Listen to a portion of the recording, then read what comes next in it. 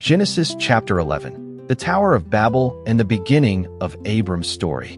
After the flood, the descendants of Noah multiplied and settled together. At that time, everyone on earth spoke the same language. As they migrated eastward, they came to the land of Shinar and decided to build a great city with a tower reaching to the heavens. They made bricks and used asphalt as mortar. Their purpose was not to honor God, but to make a name for themselves and prevent themselves from being scattered across the earth, which was contrary to God's command to fill the whole earth. When the Lord saw what the people were doing, he recognized that their unity, combined with their pride, would lead them to pursue even greater acts of rebellion. Therefore, God confused their language so they could no longer understand one another.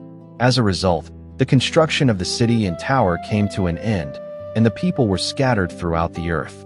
The city was called Babel, meaning confusion, because there the Lord confused the language of the whole world. After the account of Babel, the chapter records the genealogy of Shem, one of Noah's sons, tracing his descendants down to Terah, who had 3 sons, Abram, Nahor, and Haran.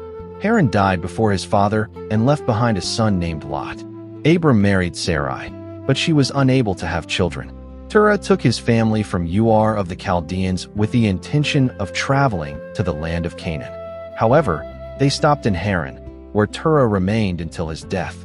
Genesis chapter 12, God's call to Abram. After Terah's death, the Lord called Abram to leave his homeland, his relatives, and his father's household to go to a land that God would show him.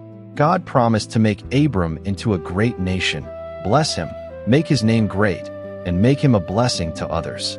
He also declared that those who blessed Abram would be blessed, those who cursed him would be cursed, and through him all nations on earth would be blessed.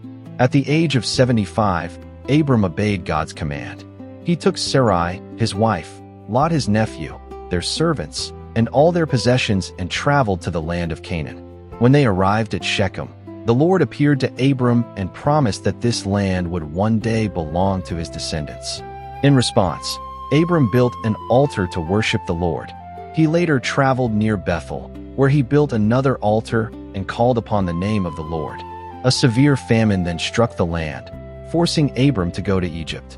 Fearing that the Egyptians might kill him because of Sarai's beauty, Abram asked her to say that she was his sister. Pharaoh saw Sarai, admired her beauty, and brought her into his palace. Because of her, Pharaoh treated Abram well and gave him livestock and many possessions. However, the Lord sent plagues upon Pharaoh and his household because Sarai was Abram's wife. When Pharaoh discovered the truth, he rebuked Abram, returned Sarai to him, and ordered them to leave Egypt with all their possessions. Genesis chapter 13, Abram and Lot separate. Abram returned from Egypt to the land of Canaan with Sarai, Lot, and all the wealth he had acquired. He came back to the place between Bethel and Ai, where he had previously built an altar, and there he worshipped the Lord once again. Both Abram and Lot had become very wealthy, owning large flocks and herds.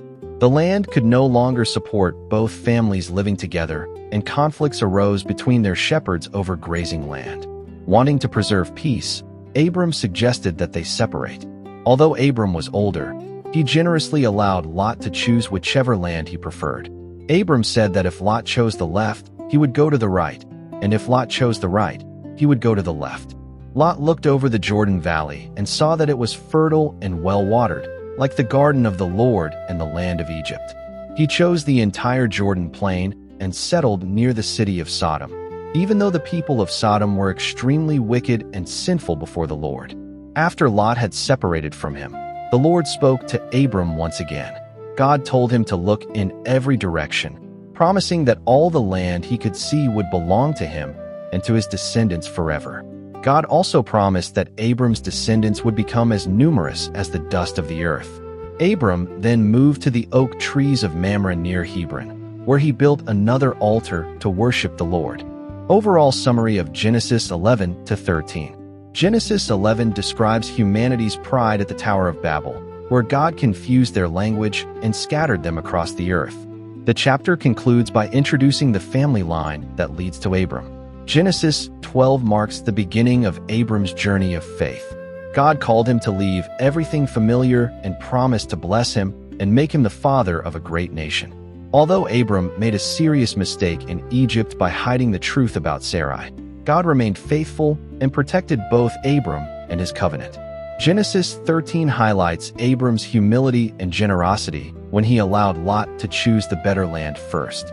After Lot departed, God reaffirmed his promises to Abram, assuring him that the land of Canaan and countless descendants would one day belong to him. These chapters establish Abram as the man chosen by God to become the father of the nation of Israel and a blessing to all nations.